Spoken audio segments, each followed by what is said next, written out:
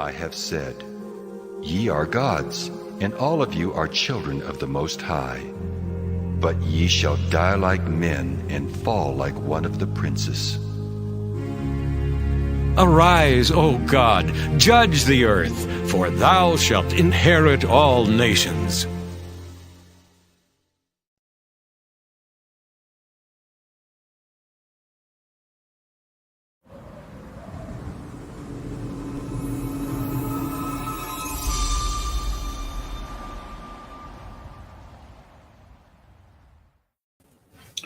Well, good evening, everyone. This is Kennard Levi Brown speaking. I'm your host for the Merciful Servants of God, a biblical instructional program on Messianic Lamb Network. Shalom, peace. This Sabbath evening, Erev Shabbat. Another rough week for me as far as being busy and so forth. And I'm hoping that in the future I won't be as busy. Certainly after June, I'm hoping. So just be praying that happens. Be praying for the people that are suffering, not only in this country, but around the world in reference to the coronavirus and other issues that are popping up here, like my HP thing. Anyway, all right, let it go right back down there. But anyway, so the country right now, interestingly, is going through some kind of winter storm and so forth. And I'm not surprised. God does judge through the weather. Nahum, I know that's perhaps a minor prophet that most of you never heard of, but and he states in there, the first chapter, that God does speak through the weather. He speaks through weather disturbances and so forth. So that's very important to understand that and to take that very seriously.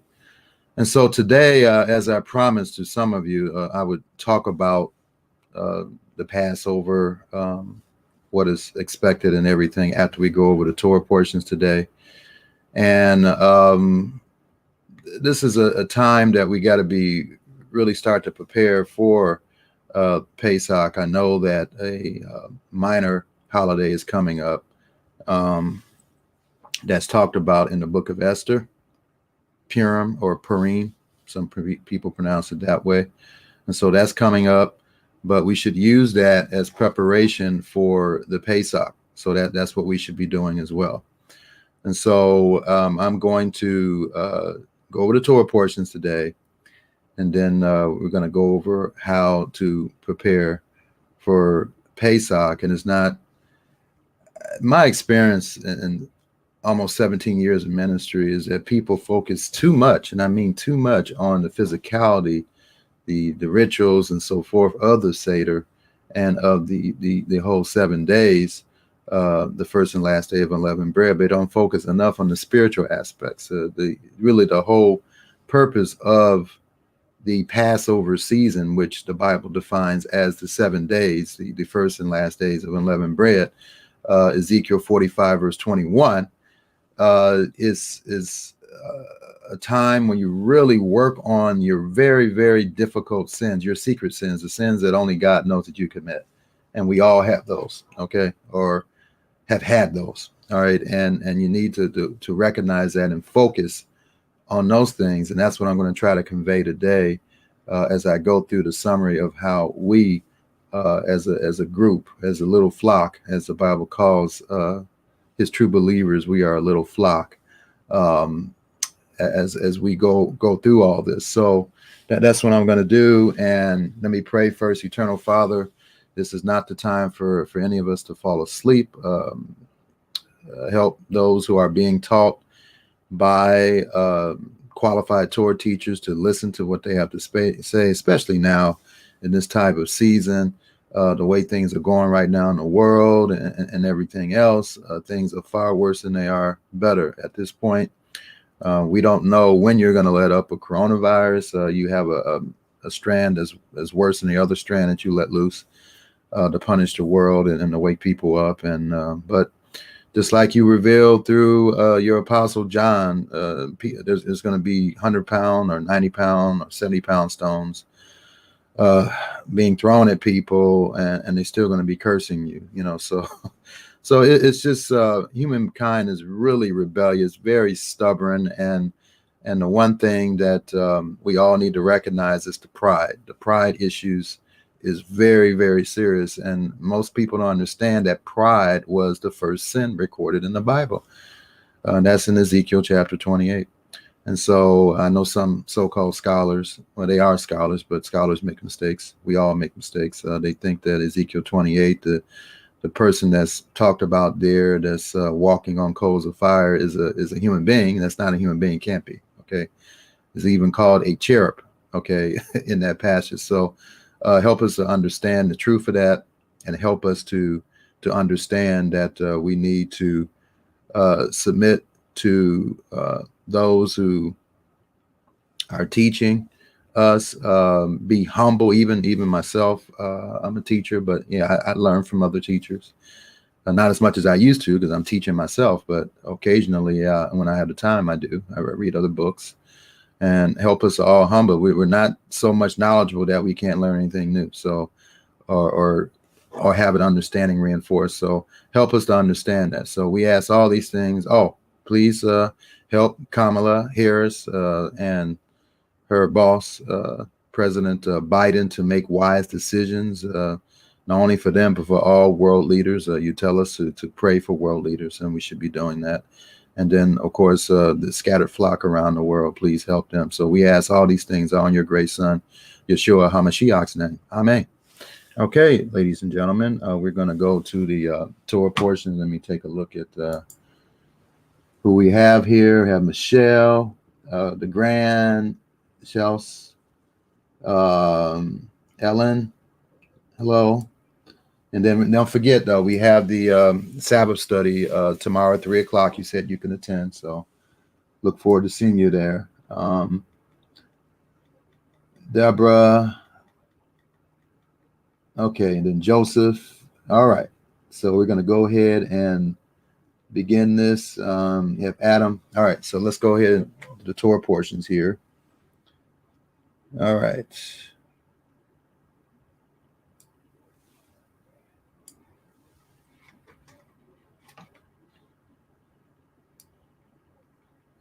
And let me take some notes here. I was so busy today that I had to really be creative in trying to get things going here. So, okay, I'm gonna look at these other ones that I have to. Okay, all right. Okay.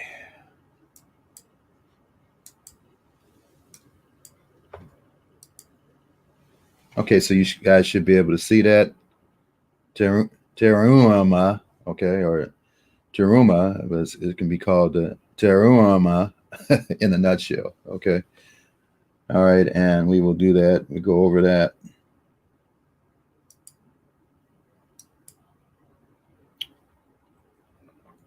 Okay, so let me get to the screen here, and I will read it.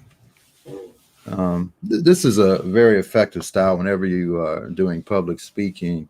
I found that when you read, you present a text and you read the text, people seem to they kind of pull in, or they pay attention more. So, and I noticed that in my professional speaking career,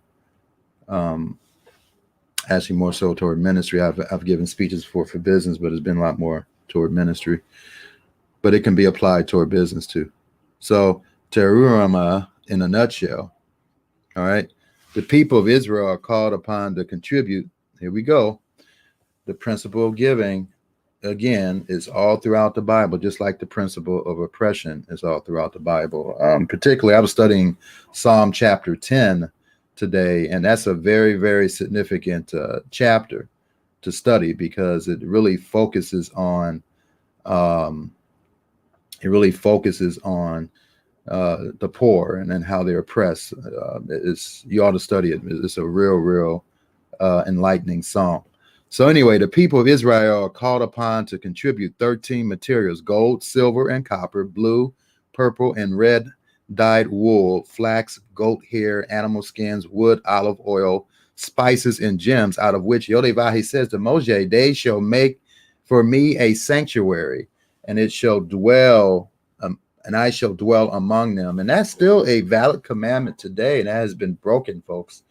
The Temple Institute realizes that, and they have, you can go to templeinstitute.org to get free teachings. You don't have to pay for them. Free teachings on the temple. They got plenty of teachings, authoritative teachings on the temple, and you can learn the intricacies of the temple. You don't have to pay for it, or I got some books on it. You can do that if you want, but you can, if you don't have any money, then go to templeinstitute.org and enlighten and amaze yourself and just really get into the deep studies of the temple. There's 8 chapters in the book of Ezekiel about the temple of Yodevahi. So that's very important to be able to go over that and to review that. So on the summit of Mount Sinai, Moshe is given detailed instructions on how to construct this dwelling for Yodevahi so that it could be ready, dismantled, transported, and reassembled. So please understand that the sanctuary began as a movable tabernacle, okay, or a tent structure. So that's how it began, okay? And it ended, of course, with a built structure, which King David's son, King Shlomo or Solomon, completed, okay? And so on the summit of Mount Sinai, Moshe is given detailed instructions on how to construct this dwelling for Yodevahi so that it could be readily dismantled, transported, and reassembled as the people journeyed into the desert. In the sanctuary's inner chamber, behind an artistically woven curtain, was the ark. Now, this is the holiest of holies. Where the inner chamber is located. Wish I had an illustration to show you guys this, and maybe I'll do that next week. Show that to you. And hopefully I had a little more time to prepare. So I remember when I was in Sportsman's Club, and they had a section. The Sportsman Club was a series of studies to teach you how to publicly speak. And I didn't know at that time that God was training me to do what I'm doing now. And so they have one lesson called impromptu. And boy, it comes in handy now because this is somewhat of an impromptu. I didn't get a chance to really prepare. But I understand based on that training how to prepare anyway, even though you didn't really have a chance to really prepare like you wanted to. And plus, it helps that I've done over 30. How many studying about since I was 18? So I've had over 30 years of Bible study with the understanding, with the foundational principle of understanding that all the commandments should be kept. So I've been doing that for over 30 years. So that helps as well. And of course, above all that, God is helping me. So anyway, in the sanctuary's inner chamber behind an artistically woven curtain was the ark containing the tablets of testimony engraved with the 10 words or the 10 commandments or mitzvot. That's how you say it in Hebrew, plural. On the ark's cover stood 2 winged cherubim. These are very powerful angels, and they are right next to Yodevahi. They do what he tells them to do, and they are glad to be his servants. And so the 2 winged cherubim hammered out of pure gold. In the outer chamber stood the 7 branches. The outer chamber is the holy place, and then you have the holiest of holies. And so they stand right next to each other. Okay, the 7-branch menorah, which the Book of Revelation is kind of symbolized by the 7 churches. They each have menorahs, and there's 7 branches, and there's 7 churches. So there's an analogy there, and that's another Bible study. And the table upon which the showbread was arranged, you had the showbread, you had 12 of them. They represented each tribe of Israel, or the tribes of Israel. And the sanctuary's 3 walls were fitted together from 48 upright wooden boards, each which was overlaid with gold and held up by a pair of silver foundational sockets. The roof was formed of 3 layers of coverings, the tapestries of multicolored wool and linen, a covering made of goat hair, a covering of ram and takish skins. Across the front of the sanctuary was an embroidered screen held by 5 posts. Surrounding the sanctuary and the copper-plated altar which fronted it was an enclosure of linen hanging supported by 60 wooden posts with silver hooks and trimmings and reinforced by copper stakes. Let me see if I might be able to pull it up here. Let me see if I can do that. Let me see if I can find it here on the computer.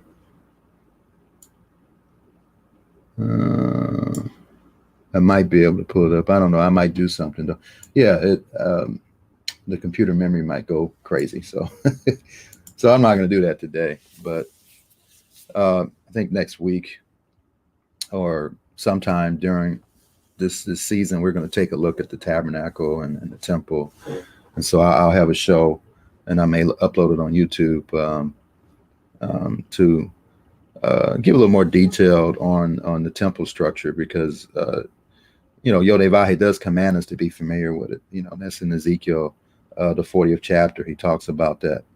And so we don't have to be total experts at it and know every nick and cranny, but we should have a general understanding of the temple structure, because he did state that we are his temple. Okay. And so we should have an understanding about that. And so anyway, let's go to the Torah of the prophet section today. Okay, so this is Teruma Torah in a nutshell, or Teruma. Some people say it that way.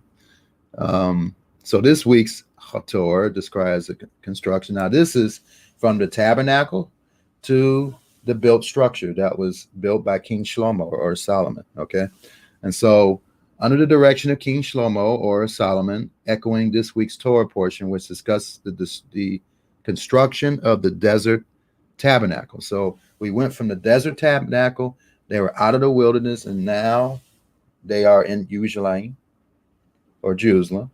And now King Shlomo constructed the holy temple, and then after that he had a very honorable service to Yod-Heh-Vah to thank him for giving him the opportunity and the resources to build the greatest temple that was ever built.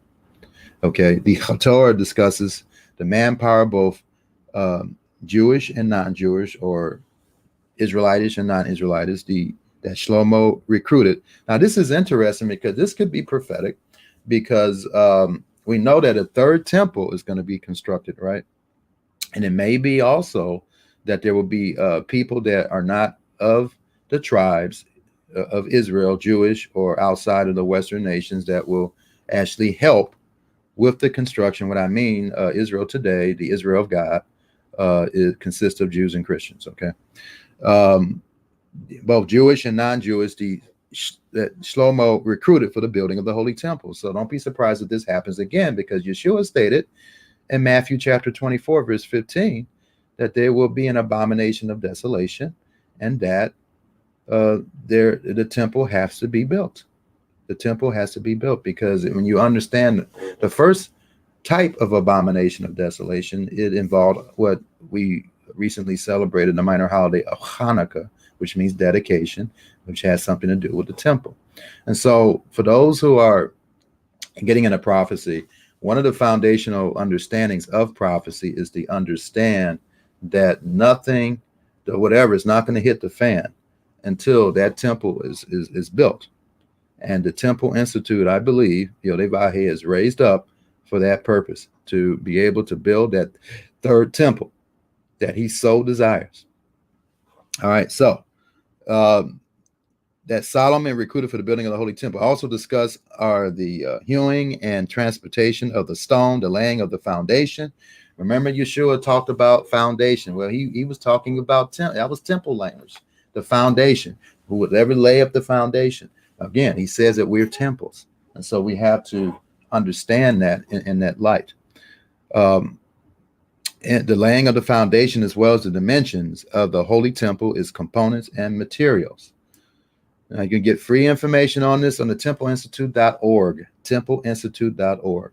The Torah ends with Yod-Heh-Vah's word to King Shlomo, the house which you are building, if you walk, and then there's a big if, a condition, if you walk in my statutes and execute we went over the ordinances, which mishpatim means in Hebrew, ordinances, laws, and keep all my commandments, mitzvot, to walk in them. Then I will establish my word with you, which I spoke to King David, your father, or Abba, and I will dwell among the children of Israel and will not forsake my people Israel. Okay, so this is interesting. And he told this to the king, and you got people going around being ignorant of the Bible and its history, saying that we are the king. The people aren't the king, folks. And there's nothing wrong with having a king if they do what he states here to King Solomon. This house which you are building, if you walk in my statutes and execute my ordinances and keep all my commandments to walk in them, then will I establish my word with you. So it's conditional on the king's obedience and the people's obedience, which I spoke to King David, your father, and I will dwell among the children of Israel and will not forsake my people Israel. Now, the opposite, of course, occurs when the people don't walk in his, or halakha, okay? All right, that's what it means in Hebrew, halakha, to walk in statutes and execute it. And so when people say that obedience has nothing to do with salvation, they don't know what they're talking about. You have to obey Yod-Heh-Vah-Heh to enter the kingdom of God, folks. It does have something to do with salvation. That's one of the greatest lies ever perpetrated in religion. Okay. Now, what they mean, and I've tried to explain this, and I'm going to try to explain it again. All the commandment keeping is not going to open the door, give us the opportunity for salvation. Yeshua did that. But to enter into that door, to enter into that house, that kingdom of Yod-Heh-Vah-Heh, you got to go by the rules of that kingdom. Just like this country, let me talk temporarily here, okay? If to be able to enter this country, what? You have to become a citizen. If you're not a citizen, then you are illegally in this country, and that's a biblical principle. You have to, when it talks about the stranger has to go by the rules and regulations of Israel to remain in there, and they can't break the laws and so forth.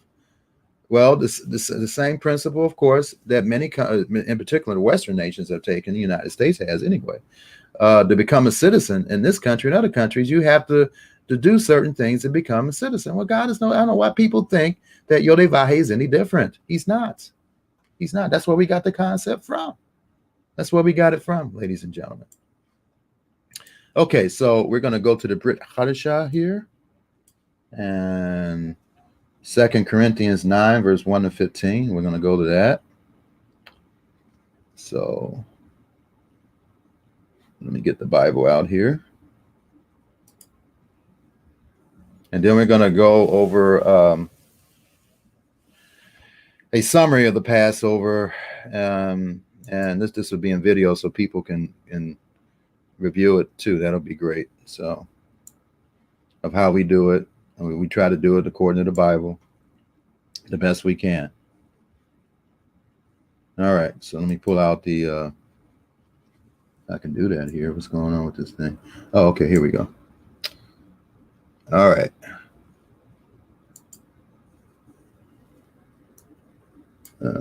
Here we go. E-sword. All right. So here's my E-sword, my sword. You guys got to have your sword. See if there's any questions before I start. Tell them you were born again in Jesus and Savior. So what are you guys talking about here? Oh, Jehovah's Witnesses.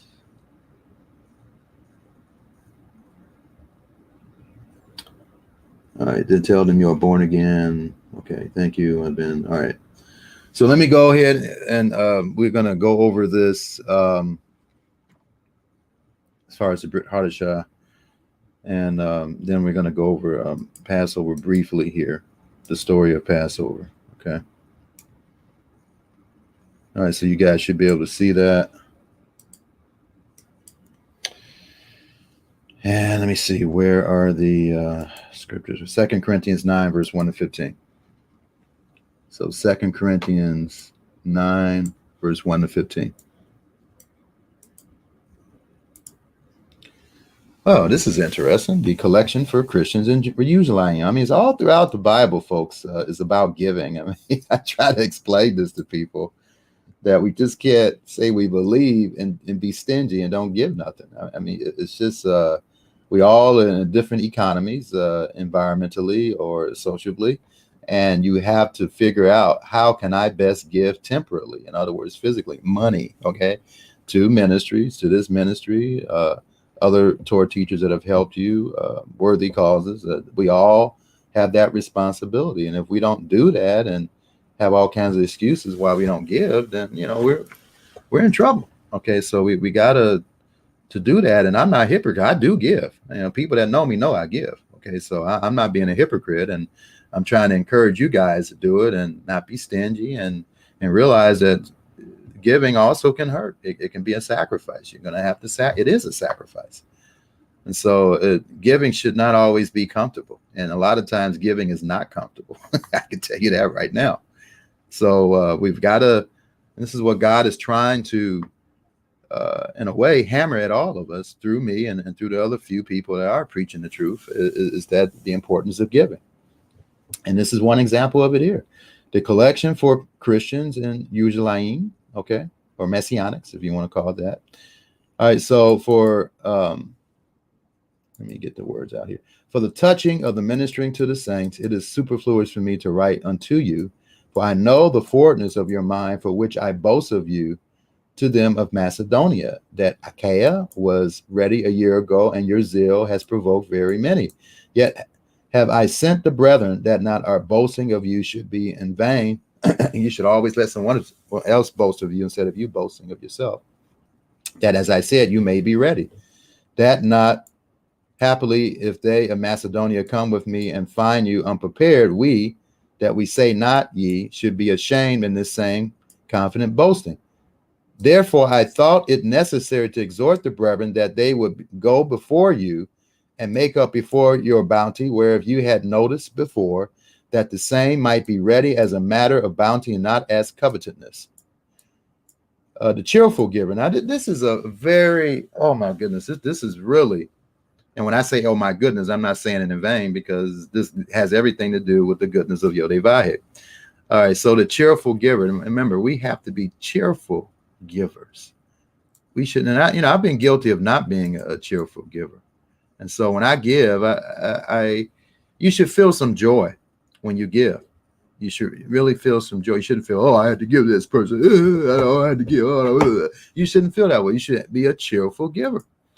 And so this is more important than knowing the intricacies of the temple, of understanding the way the Seder is structured and all that. It's more important than that. We got to learn how to give. That's why we keep all these commandments. That's why we even keep some of the Jewish tradition, to learn how to give.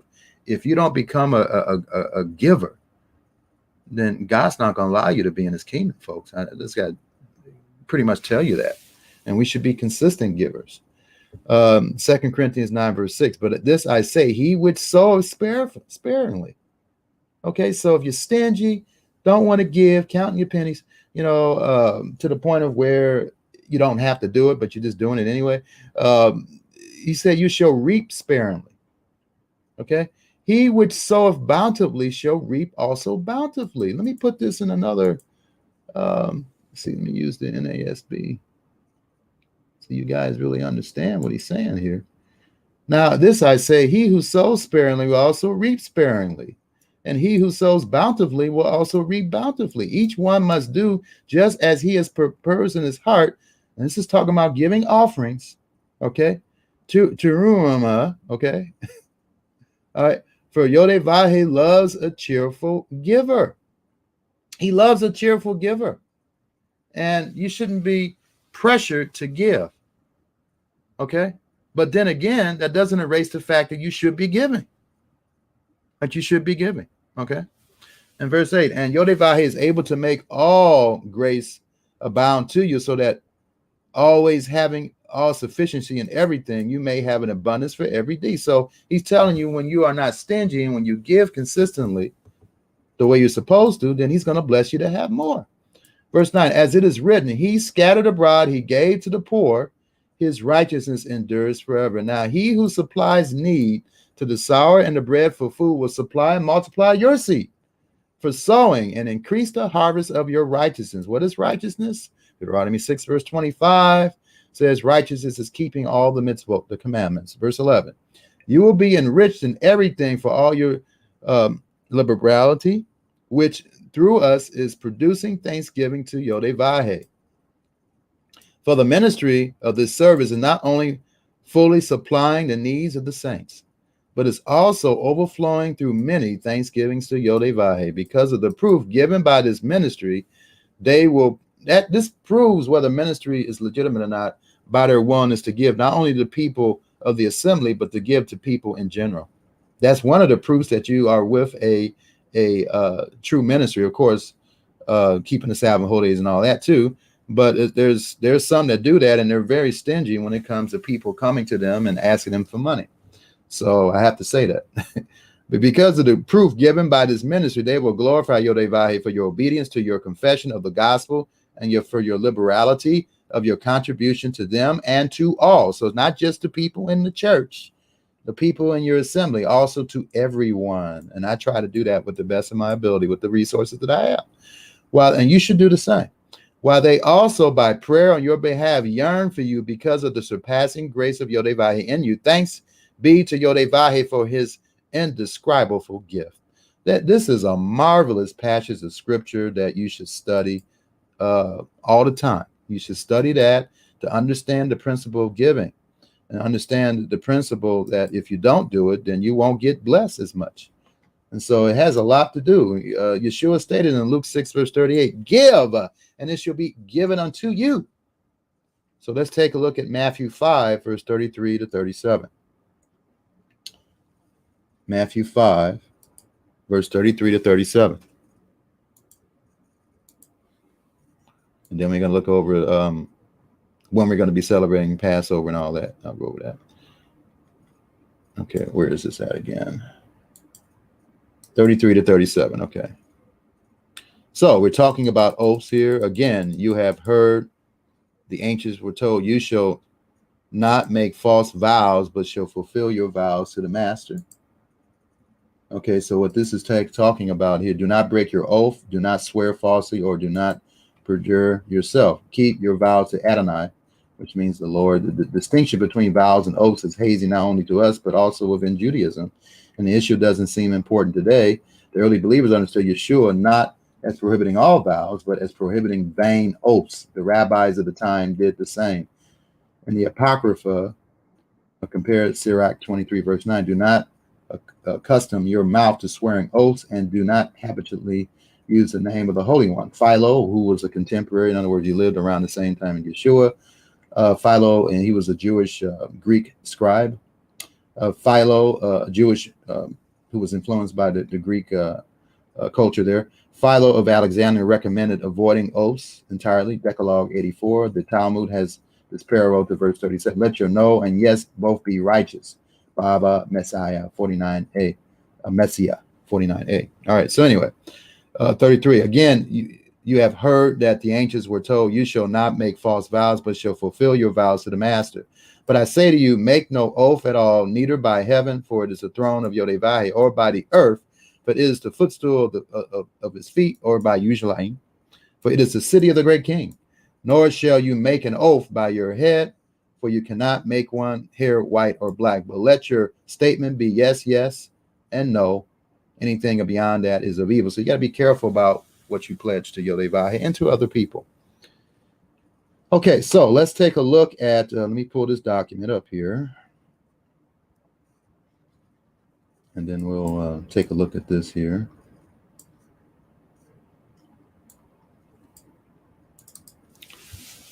Let's see if I can pull this up.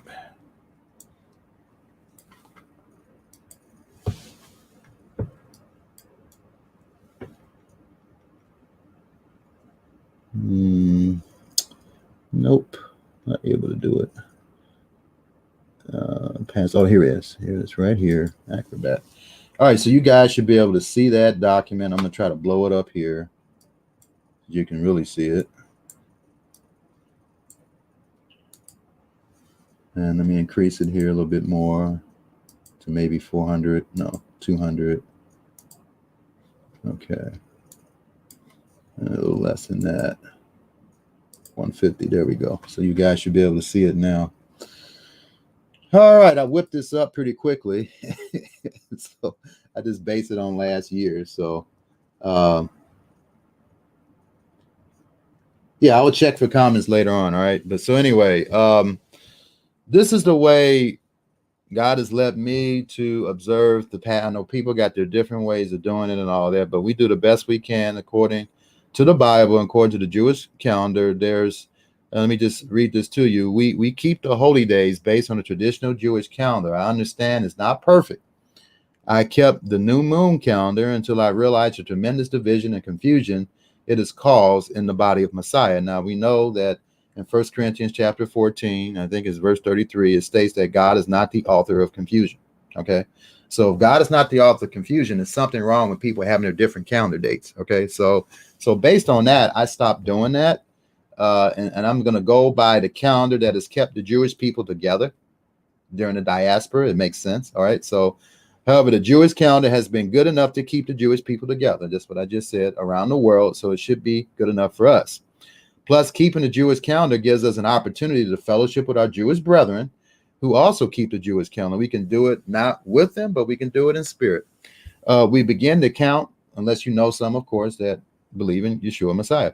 We begin to count to Shavuot on a Sunday based on what the Bible says. And that's another issue that I don't have time to get into, but maybe next week I'll explain that even in the Jewish Bible, that the Jews that in the commentary of the Jewish Bible, which is a JPS, a Jewish Publication Society translation into English of the Hebrew scriptures, and they have good commentary in there. They even said the natural sense is that it should always be on a Sunday, and you have to count.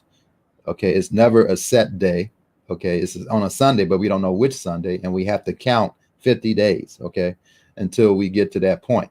And so that's the biblical way of doing it. The way the Jews do it now is traditional, is not based on the Bible, though. Okay, and some will admit that, and of course the ones that are doing the Jewish Study Bible did, and there's others that have admitted that as well. Anyway, a day begins at sunset. For example, the beginning of March 27th would be March 26th at sunset. So for those who are new, I just want to point that out to you.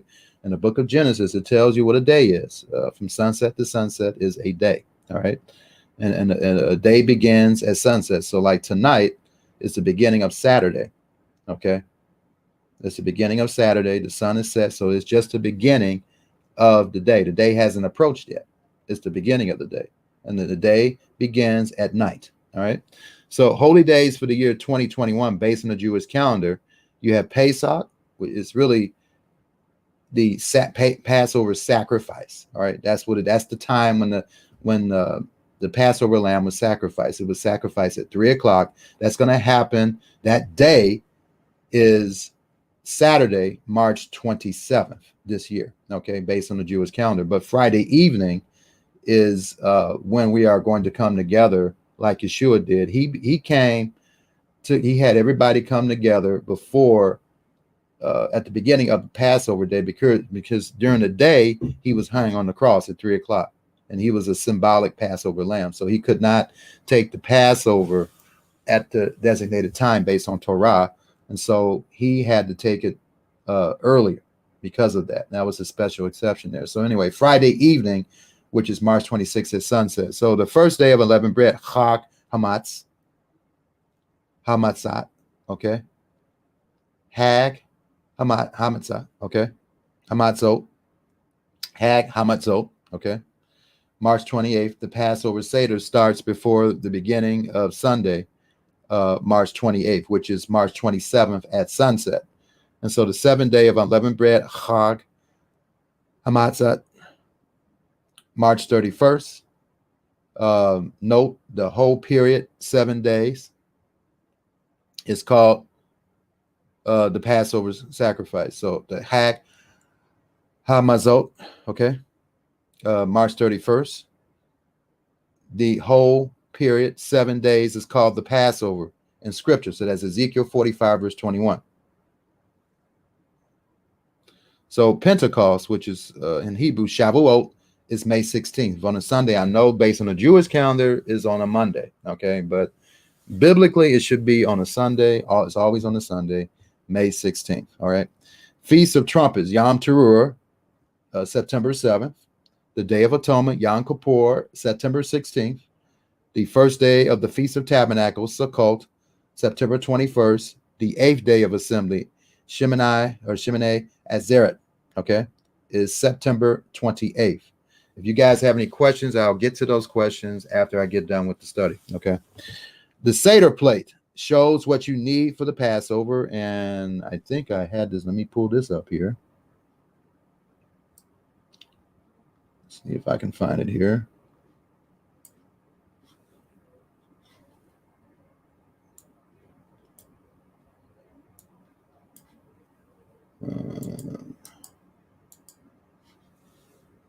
Pull it up.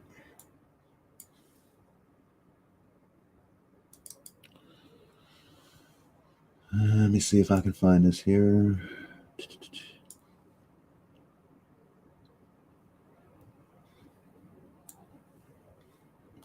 Put this on here. Seder Plate. Where it is? Here we go. Passover Seder. And pull this other thing out too. Okay. All right. So you guys should be seeing something different on there. Okay, great. All right. All right. So let's take a look at this. First of all, let's look at the Seder Plate.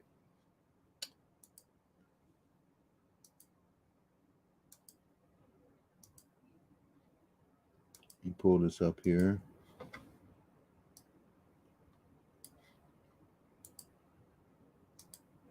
All right, you guys can go over this video, and this will be some foundational instruction for you. All right, so the Seder Plate. Below is an illustration of the Seder Plate used at Pesach. 7 items are placed on the plate near the host and the center of the table. And this is assuming if you have other people to do this. If not, if it's by yourself, just do the best you can. Depending on the number present and the size of the table, there may be 2 or 3 Seder plates per table. The items on the Seder Plate are, you have the matzah, okay, the hot matzah, that's what I was trying to say. Mazot, okay, the unleavened bread, the ma'or, the bitter herbs, which is horseradish. I don't know why they have this and that, but this, the ma'or, is the horseradish, okay? You can have some additional bitter herbs if you want. And so in the center of the table should be the cup of salt water. And then you have the carpus, the parsley. And then, again, let me explain this. None of us are taking a Passover lamb, okay? To be able to do that, you have to go to Jerusalem with a lamb and give it to the priest or give it to a Levite, and then they will cut the neck of the lamb. The blood would drip, or you would do it, and you would lay your hands on the lamb, and then your life force will go into the symbolic of your life force going into the lamb, and then the lamb will be taken and cut up, and then they will give you certain parts of the lamb for you to go back to your home and partake of the Passover Seder. And so none of us are doing that today, but you can actually have a lamb symbolic of the Messiah eating his body, right? But not literally, but symbolically, meaning that you should consume the scriptures. Okay, that's what he really means.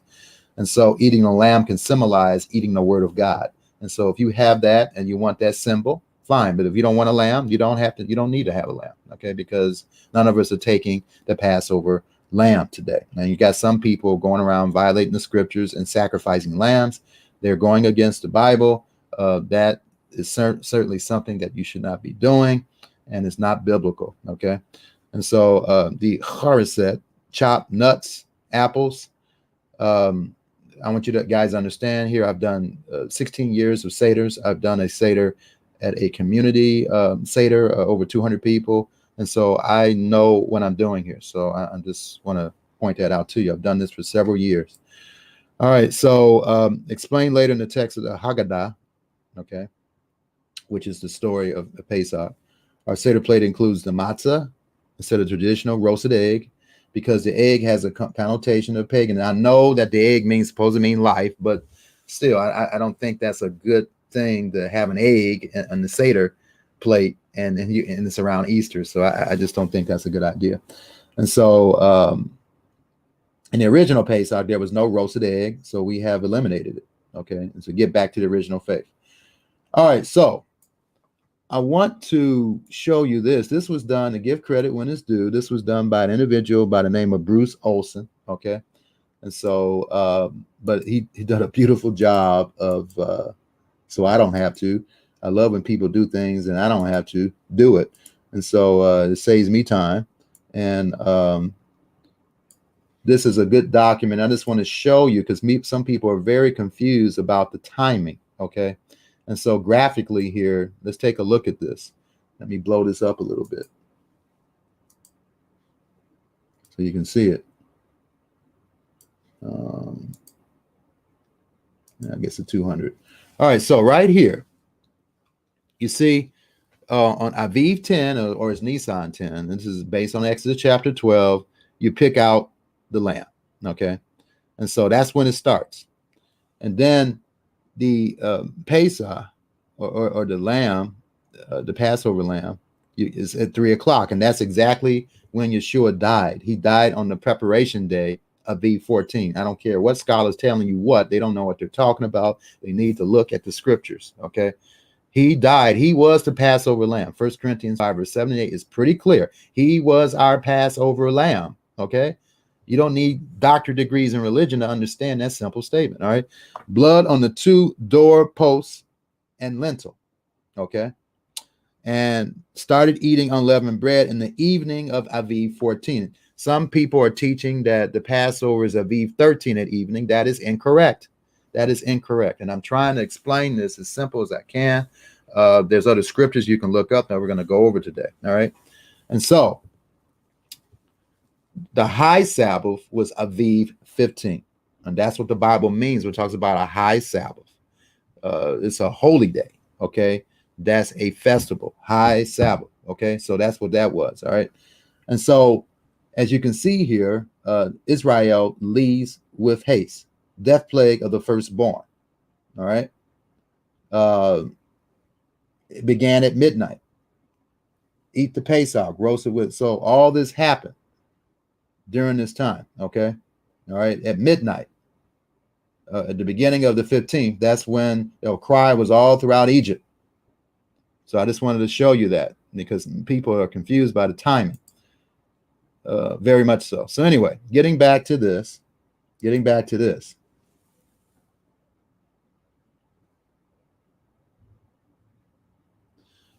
can have a turkey bone or whatever. Like I said, if you want to do lamb, that's fine, but it's not necessary because none of us can do the Passover sacrifice.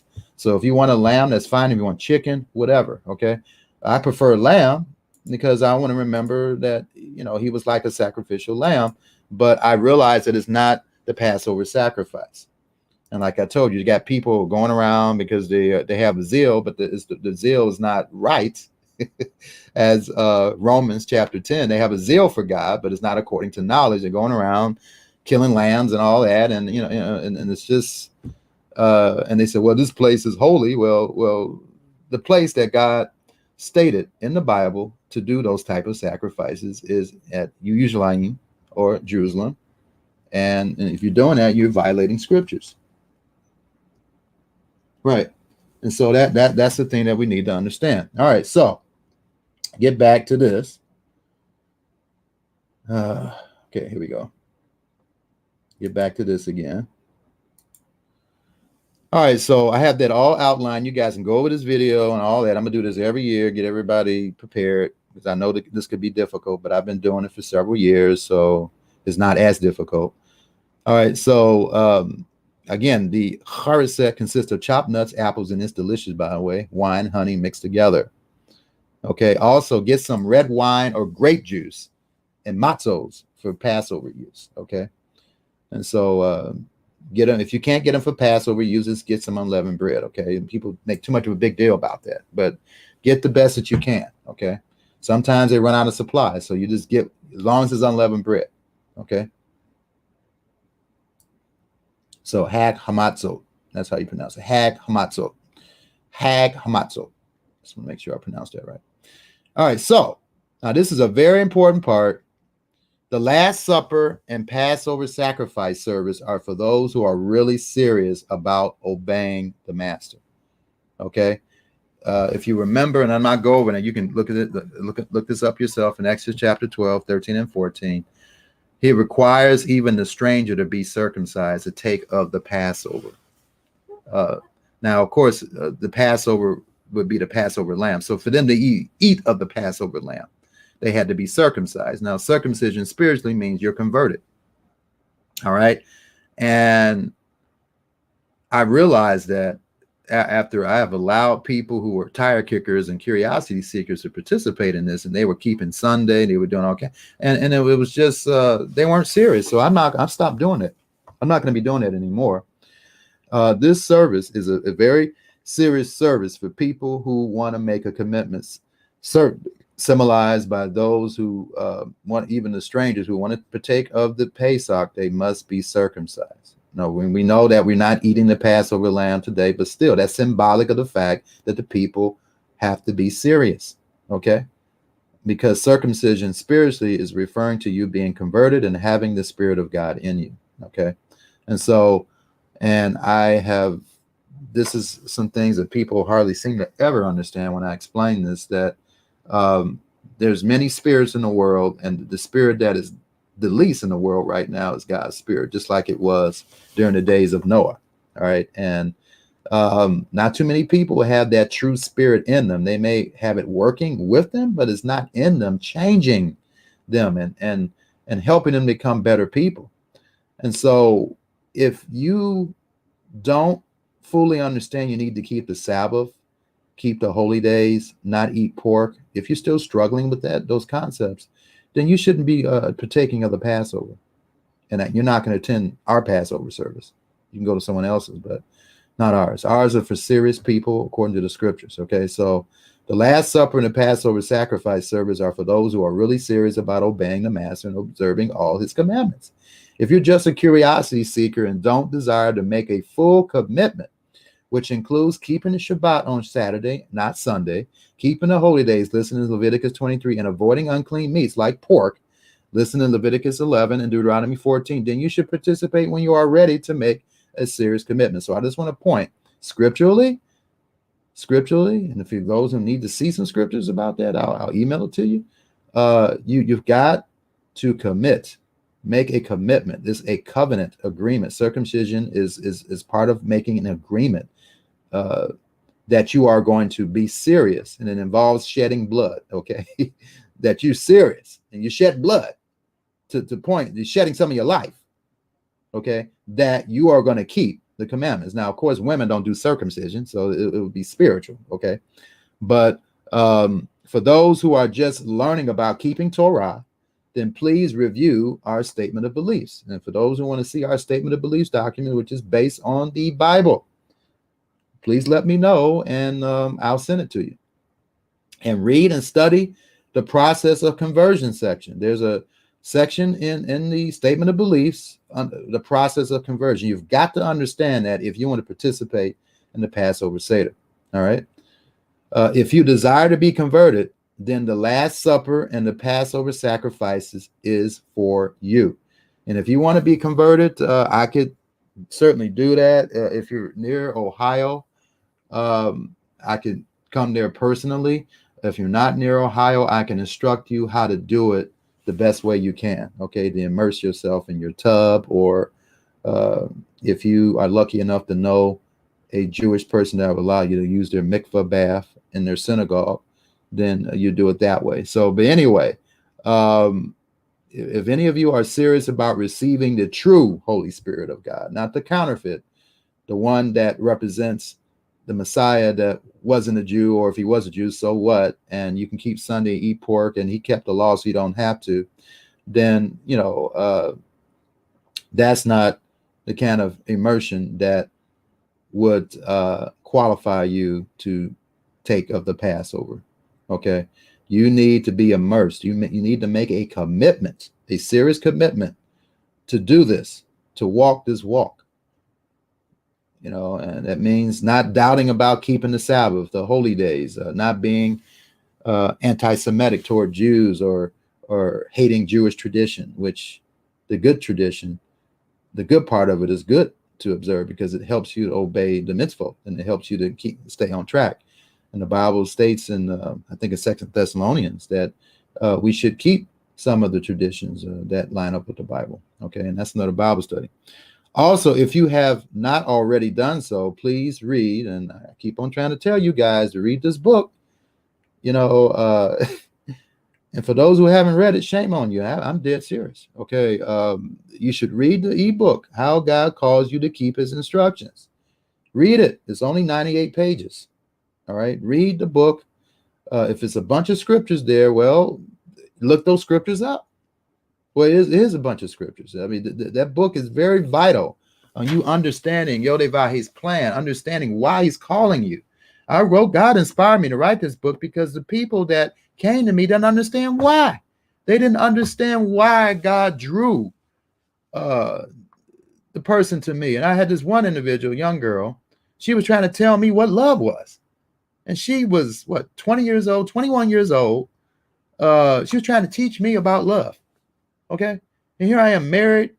I've been a father, still am a father. I've counseled people on marriage. I've counseled people on all kinds of problems involving a lack of love. And then she's going to teach me about what love is. Okay. And, that happened. And there were other things that happened. That's like, look, I need to write a book to help people understand this process, because they just don't understand that I was assigned to them to teach them. God didn't hook us up for you to teach me. Like I'm the student and you the teacher. It's the other way around. Not that I can't learn from you, but my learning is different than what you would learn from me. Okay. And so that's what you need to understand. God works through people, particularly men, very, very few times women, but in most cases, men. And of course, if you, like my wife, I have her work with the women, but she answers to me. I make the final decisions on her Bible studies and other things that she does ministry wise. So again, it's no different than a regular family. God's family has father figures. I'm a father figure. Paul mentioned that he was a father figure in 1 Corinthians 4, verse 17. Okay. So that's what elders are. They're father figures of the assembly, and you should treat them with the respect as you would treat a father. That's the way it should be done. Okay. That's the way it should be done. And, I try to explain that in a simple way in the ebook, How God Calls You to Keep His Instructions. And so anyway, we plan on fellowshipping online Friday evening, March 28th at evening, to remember the night Yeshua had his last supper, his last Pesach-like supper. Passover Seder-like supper, which was a special Passover Seder because he could not take the Passover because he symbolically became a lamb for the Passover sacrifice. You got some well-known ministry in the Messianic, I don't think he calls himself, but he's teaching incorrectly that wasn't the case, that Yeshua died on Nisan 15, and there's nowhere can be proven out the scriptures that that's the case. When you have all these scriptures, in particular 1 Corinthians 5, verse 7 to 8, and then you have 1 Peter 1, verse 19 to 20, Revelation, all these scriptures prove that Yeshua was a symbolic Passover sacrifice. And if that was the case, then he was sacrificed at the designated time that the Torah tells us, which was what? Nisan 14 and then Jewish tradition, good tradition, they did it around 3 o'clock. I think they started at 12 o'clock, and they sacrificed so many lambs. So many people came to Jerusalem, and so many lambs were sacrificed and given to people. And then the people stayed at a place in Jerusalem, and then they invited some people there. So it was several families in different living quarters that they came every year. It was a great event. They traveled all over the place to come to Jerusalem to have a special Passover Seder evening dinner. Okay, and between 12 and 3, they sacrifice all these lambs to give to the people so that they can prepare for the Seder as at the going down of the sun. Okay, as Deuteronomy chapter 16, verse 2 to 4 and 6 states. So the Passover sacrifice was sacrificed on the 14th at evening at the going down of the sun, the beginning of the 15th. Deuteronomy chapter 16, verse 2 to 4, 6. Now, there's another church outfit, or several of them, that are Sabbath keepers, and they think that the night to be much observed is a separate day from Passover. It is it's the time when the Passover lamb was sacrificed, and the night to be much remembered is the Passover sacrifice meal. Okay, that's what it is. All right, the night to be remembered. Okay, all right. So the Passover sacrifice was sacrificed on the 14th at evening. The beginning of the 15th, Deuteronomy 16, verse 2 to 4, verse 6. Yeshua, as a symbolic Passover sacrifice, the night to be much observed, is the Passover sacrifice meal. Died at 3 o'clock, the 9th hour in the afternoon, the time they were sacrificing the Passover lambs. This John 19, verse 14 to 30. Write these scriptures down.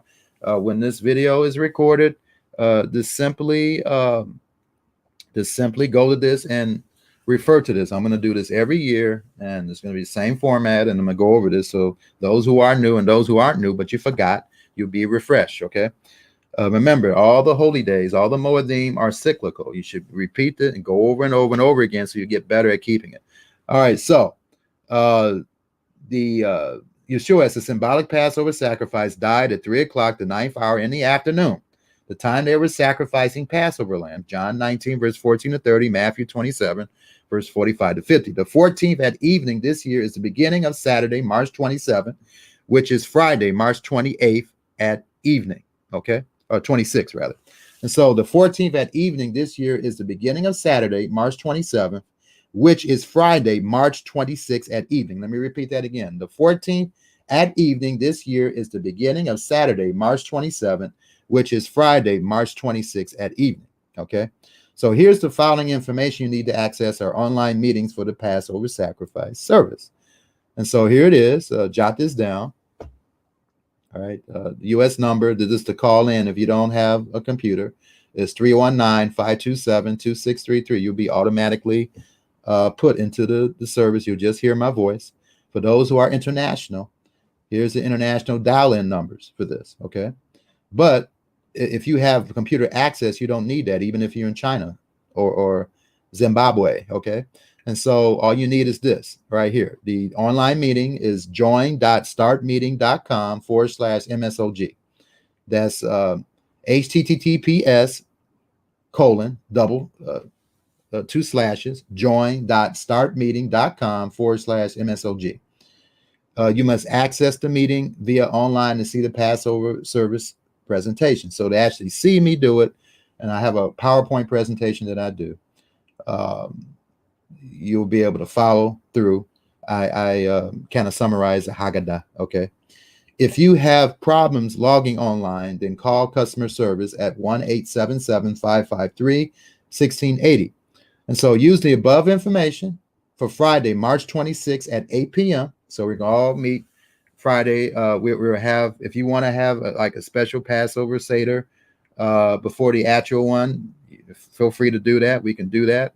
But what we're doing is trying to understand and get into Yeshua's mind on the night he was betrayed, because we're supposed to do that. We're supposed to come together at the time he was betrayed. And then we're going to wash feet like he did. So people that got phobias about that, maybe you need to do this next year. Okay. So, but he commanded us to do that. And it's a literal commandment. It's not symbolic. And even the priests washed their feet when they got to the brazen altar. It was something they did consistently. We're supposed to be priests as well. We're supposed to be training to be kings and priests. So we should be humble enough to wash our feet. And for those people who have an issue with that, you got some serious issues with your relationship with Yodevah, and you need to repent. And so anyway, use the above information for Friday, March 26th at 8 p.m. Eastern Standard Time. Saturday, March 27th at 6:30 p.m. Now, to wash feet, all you need is a towel and a bowl and a tray, all right? And it's very simple, and we're going to do exactly what he commanded us to do, despite what so-called commentators and scholars have said about it, all right? So if you have any questions about the Last Supper and Passover sacrifice service, then please contact me at 614-276-1200, or you can email me at Kennard@mercifulservantsofgod.com with your questions, okay? And so I know you guys got questions here. I'll do the best I can to answer them here. Yeah, if you can get kosher, if you get kosher, if not. So let me see the questions here. Could we use a pinkish wine? Yeah, whatever. I mean, you should try to use red wine.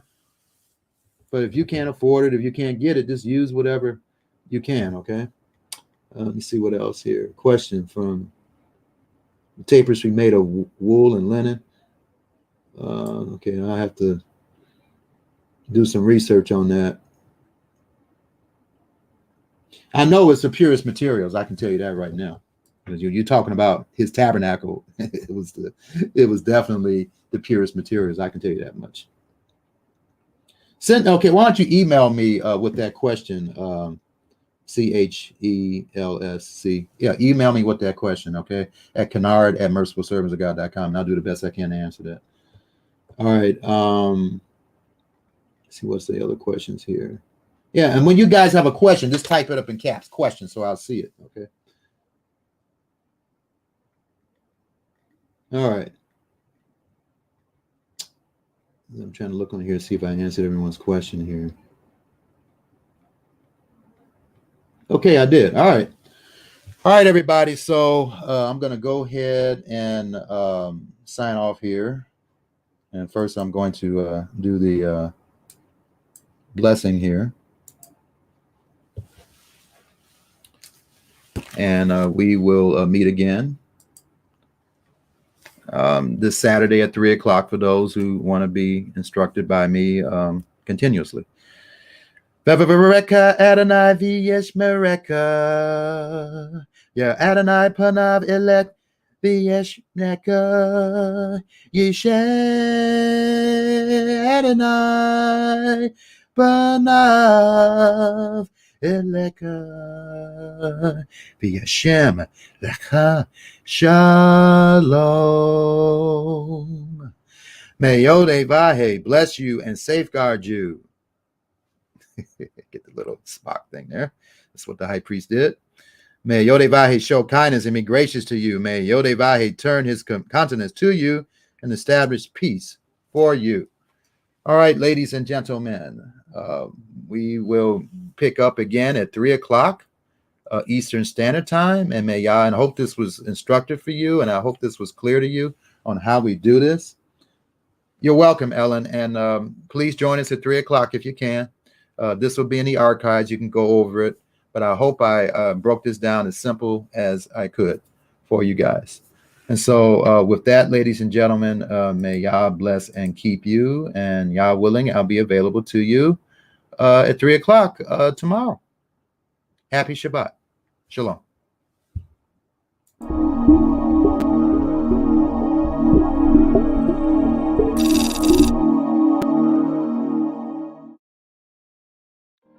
We are richly blessed to bring you what we believe is the fullest, most diverse, yet up-to-date progressive teachings, discussion, and prayer programming you can find anywhere on this planet. Be sure to take the tour of the MessianicLambRadio.com website. I'm Susan Hoogie, thanking you for joining us on the Messianic Lamb Video Network.